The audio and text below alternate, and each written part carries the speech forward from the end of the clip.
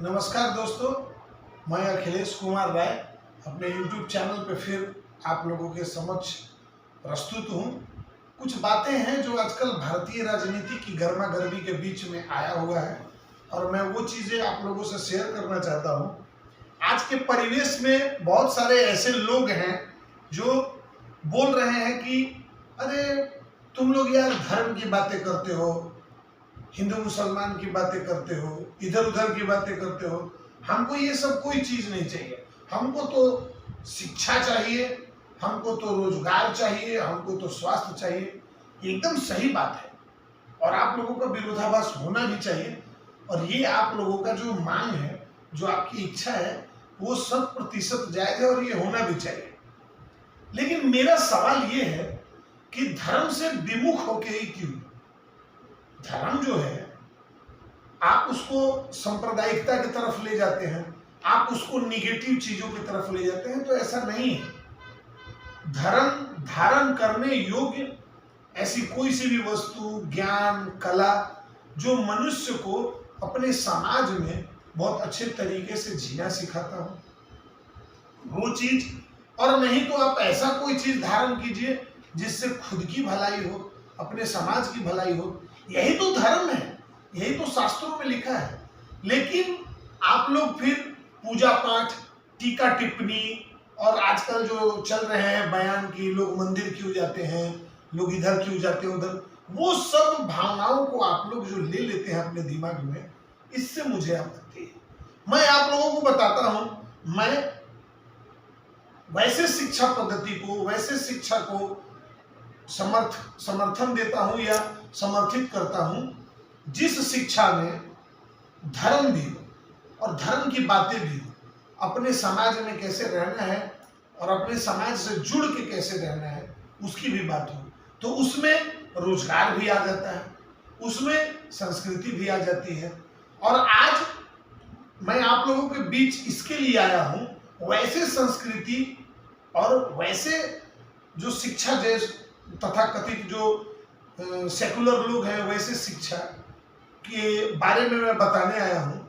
जो लोग बोलते हैं कि नहीं हमें शिक्षा चाहिए, आप यदि धर्म के साथ शिक्षा को लेंगे तो आपका समाज आगे बढ़ेगा, और यदि धर्म के साथ आप शिक्षा को नहीं लेंगे, सिर्फ अपने लिए कोई शिक्षा ग्रहण कर रहे हैं, ऐसी कला ग्रहण कर रहे हैं कि आप मनुष्य मात्र न रह के एक मशीन बन जाइए, आपके अंदर मनुष्य की जो प्रवृत्ति है वो खत्म हो जाएगी और फिर आप सिर्फ पैसे कमाने के लिए एक मशीन बन के रह जाओगे। तो लोग बोलते हैं कि हाँ हमें वैसा ही मशीन बनना है।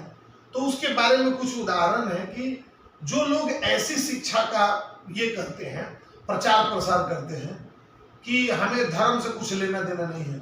आपको धर्म से नहीं लेना देना है तो आप अपने समाज, अपनी संस्कृति से कट जाते हैं। और जब आप ये कट जाते हैं, जब वैसे शिक्षा स्तर पे चले जाते हैं जो आजकल डिमांड जिसका किया जाता है, तो वैसे शिक्षा को जब अपने दिमाग में हम लाते हैं और जब उस तरीके के शिक्षित होते हैं, तो हमारा जो भारतीय संस्कृति है, हमारा समाज है, टूटते जाता है। और ये मैं नहीं बोल रहा हूँ, ये कुछ आंकड़े बोल रहे हैं कि विगत वर्षों में भारत में वृद्धाश्रम की संख्याएं बढ़ी है। एक तो सबसे पहले स्वामी सहजानंद सरस्वती जी ने 1936 ईस्वी में वृद्धाश्रम का इसके लिए किया था निर्माण, ताकि जो लोग अनाथ हैं, जिनके पुत्र वगैरह नहीं रहे, वैसे लोगों को एक सुरक्षित जगह पे रखा जाए, उनका जीवन यापन बहुत अच्छे तरीके से।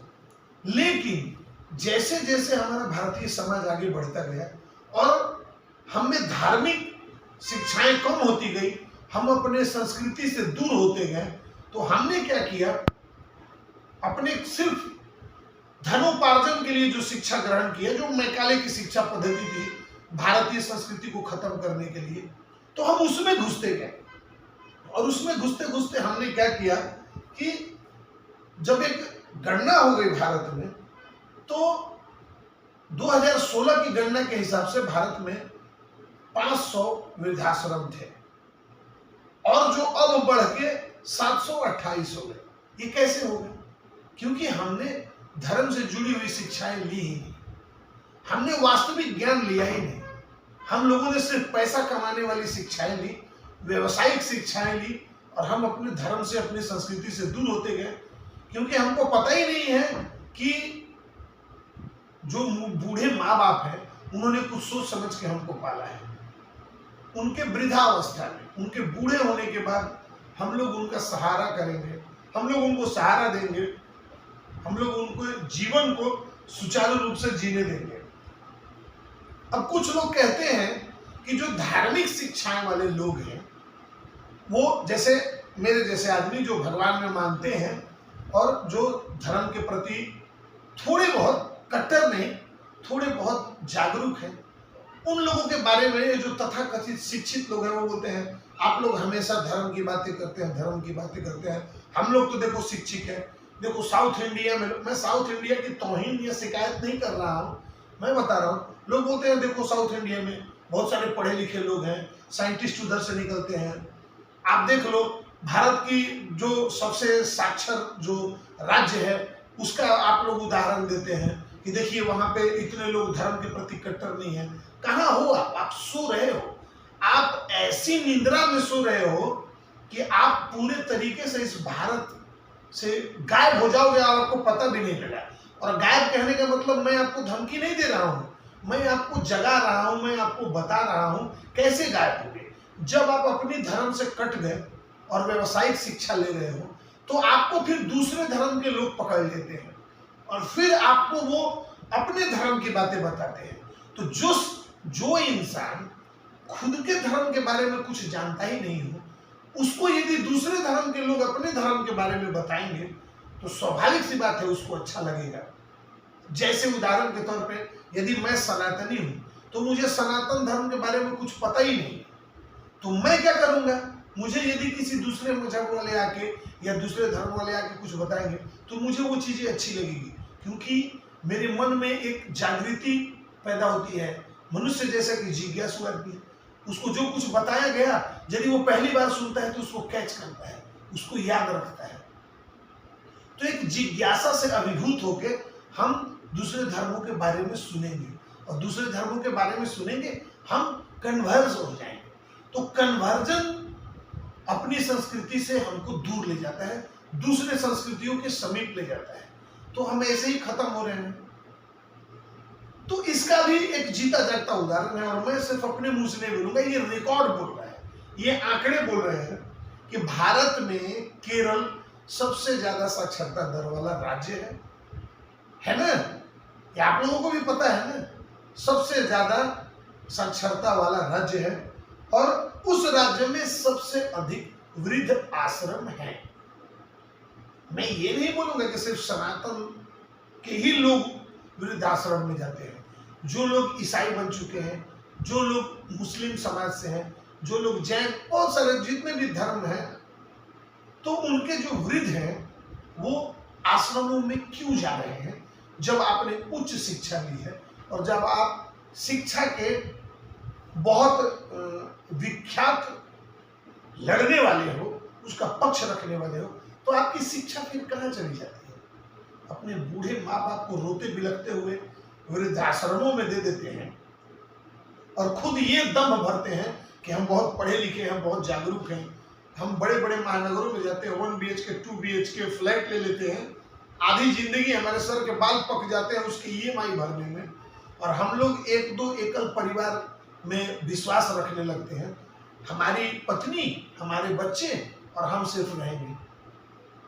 याद रखिए, आप लोग ये जो शिक्षा का दम भरते हैं ना कि हमको शिक्षा चाहिए, शिक्षा यदि धर्म से जुड़ी है तो आपको संस्कृति से बांध के रखेगी, आप अपने परिवार से बंध के रहिएगा, अपने संस्कृति, अपने समाज से बंध के रहिएगा। और जिसने अपनी शिक्षा को धार्मिक दृष्टिकोण से नहीं बांधा है वो समाज से भी कटेगा, उसको अपनी संस्कृति से भी कुछ लेना देना नहीं है, चाहे वो किसी मत, मजहब या धर्म का हो। ये बातें आप लोग ध्यान में रखिए। अब बात फिर से आंकड़ों पे आती है। केरल में जो भारतवर्ष है अपना, उसमें केरल राज्य में सबसे अधिक वृद्धाश्रम है 182, 182। पश्चिम बंगाल में 164, 164। तमिलनाडु में 151, 151। महाराष्ट्र में 133 133, आंध्र प्रदेश में 144 144, कर्नाटक में 91 91, गुजरात में 71 71। अच्छा, ये पहले एक बात बताइए, ये जितने राज्यों का नाम बोला उनमें सब में साक्षरता दर अधिक है, और इन सब स्टेटों में आप पता कीजिए कन्वर्जन भी बहुत तेजी से हो रहा है, क्योंकि लोग व्यवसायिक शिक्षा अपना रहे हैं, धार्मिक शिक्षा से जुड़े हुए नहीं रहते, अपनी संस्कृति से छोड़ के दूर शहरों में कमा रहे हैं, नहीं तो जहां रह रहे हैं वहां भी अपनी संस्कृति का त्याग कर चुके हैं, झूठ मूठ के सेकुलर दिखने के चक्कर में। इससे हो रहा है अपना समाज टूट रहा है, हम अपने समाज के विनाश की ओर जा रहे हैं। उदाहरण के तौर पे भारत से ज्यादा अच्छी संस्कृति किसी के पास नहीं है, हमसे ही सारी संस्कृतियां पैदा हुई हैं, लेकिन आज के डेट में जापान जो है अपनी संस्कृति के प्रति बहुत ही जागरूक देश है, और वहां सबसे अधिक लोग जो है शतायु मतलब बुजुर्ग लोग रह रहे हैं। तो क्या वहां के लोग अपने सारे जितने भी बुजुर्ग हैं उन सबको वृद्धाश्रमों में डाल रहे हैं? क्या वो अपने धर्म पे टीका टिप्पणी कर रहे हैं? क्या अपने ही समाज में वो लोग बटे हुए हैं? ये सब आप लोगों को ध्यान रखना है, और आप लोगों को सोचना है कि हम किस शिक्षा पद्धति की ओर जा रहे हैं। तो मैं आपको बता रहा हूं कि जो भारत में वृद्धाश्रम जो बढ़ रहे हैं, वृद्धाश्रमों की जो संख्या बढ़ रही है, उसका कारण क्या है? उसके कुछ ऐसे कारण हैं जो मैं आप लोगों को बताना चाहता हूं कि लोग व्यावसायिक शिक्षा को अपना रहे हैं और अपने धार्मिक शिक्षा को छोड़ के, अपने संस्कृति को छोड़ के दूसरों की तरफ उनका झुकाव ज्यादा हो रहा है, चंद रुपयों के कारण से। दूसरा कारण क्या है? हमारी बढ़ती हुई महंगाई। महंगाई जो बढ़ रही है उसमें हम दूर दराज प्रदेशों में कम पैसा कमाने के लिए जाते हैं, और हम अपने जो लोकल संस्कृति है उसमें भाग नहीं ले पाते हैं। गांव में विवाह शादियां हैं, बहुत सारे कल्चरल प्रोग्राम हैं, ये सब चीज़ों से हम बहुत ही विमुख होते जा रहे हैं, दूर होते जा रहे हैं। ये क्यों? महंगाई के कारण, पैसा कमाने के चक्कर में। ये भी भारत में वृद्धाश्रम जो बढ़ रहे हैं, जो हमारी संस्कृति खत्म हो रही है, उसके मुख्य कारण है। उसके बाद एक कारण आता है कि जब हम अपनी संस्कृति से दूर होते हैं तो मनुष्य का स्वभाव है वो किसी न किसी चीज के नजदीक होगा, तो वो दूसरे संस्कृतियों के नजदीक होने लगता है। जैसे अभी उदाहरण के तौर पे समझिए, भारत में महिलाओं के वस्त्र में घंघरा चोली या साड़ियाँ ये बहुत सारे प्रदेशों में अपनाई जाती थी। ये भारतीय विधान या परिधान कहें तो अच्छा रहेगा। इस साड़ी का परिधान महिलाओं के लिए बहुत ही अच्छा था, और ये पहले से ही हमारी लोक संस्कृति का एक अंग रहा है, हमारी महिलाएं धारण करती आ रही हैं। लेकिन पश्चिमी सभ्यता, जब अपने धर्म से हम लोग कट रहे हैं और जब हम पश्चिमी सभ्यता के समीप जा रहे हैं, तो अभी हाफ पैंट पहनना, शहर में रहना, अपने समाज से ऑलरेडी कट चुके हैं, टी शर्ट्स पहनना, शॉर्ट्स पहनना, जीन्स पहनना, ये सब चीजें उदाहरण के तौर पे लिया जाए तो अपनी संस्कृति से कटने के बाद जो हम लोग पश्चिमी सभ्यता को अपना रहे हैं, पश्चिमी सभ्यता के नजदीक जा रहे हैं, उसका ये जीता जागता उदाहरण है कि हम लोग पश्चिमी सभ्यता का अनुकरण करके अपने आप को हम लोग क्या कर रहे हैं, अपने धर्म और संस्कृति से तोड़ रहे हैं, दूर जा रहे हैं। और सबसे एक मुख्य कारण क्या है वो ध्यान में आप लोग रखिएगा। सबसे मुख्य कारण ये है कि हम लोग जो खुद सीखे हैं वही अपने बच्चों को भी सिखा रहे हैं। ये एक वंशानुगत कारण है। जैसे मैं अपने धर्म से दूर रहा हूं तो मैं अपने बच्चों को अपनी धार्मिक जो चीजें हैं मुझे ही नहीं पता है, तो मैं अपने बच्चे को क्या बताऊंगा। तो मैंने अपने पिता को, मैंने अपने माता को वृद्धाश्रम में रख के अपनी जिंदगी थोड़े से पैसों के लिए बिताई हुई है कि मैं बहुत सुख शांति में हूं, तो मैं वही चीजें अपने बच्चों को भी सिखाऊंगा। तो ये वंशानुगत कारण भी है। तो ऐसी शिक्षा पद्धति जो हमको अपनी संस्कृति से दूर करे, जो हमको अपने समाज से दूर करे, और जो धार्मिक शिक्षा के न होके व्यवसायिक शिक्षा की ओर जाए, तो मैं ऐसा समझता हूं कि वैसे शिक्षा पद्धति को तिलांजलि ही दे दिया जाए तो बहुत अच्छा है। अंत में मैं आपको एक बात बताऊंगा, जो मैकाले ने सोचा था कि भारत को आर्थिक रूप से तो कोई गुलाम बना नहीं सकता है, सामाजिक रूप से कोई गुलाम बना नहीं सकता है, तो मैं इसको मानसिक गुलाम क्यों न बना दूं। तो उन्होंने जो भारत में एक शिक्षा पद्धति का जो निर्माण किया और जो लागू किया, उसके हम लोग चक्रव्यूह में पूरे तरीके से फंस गए हैं।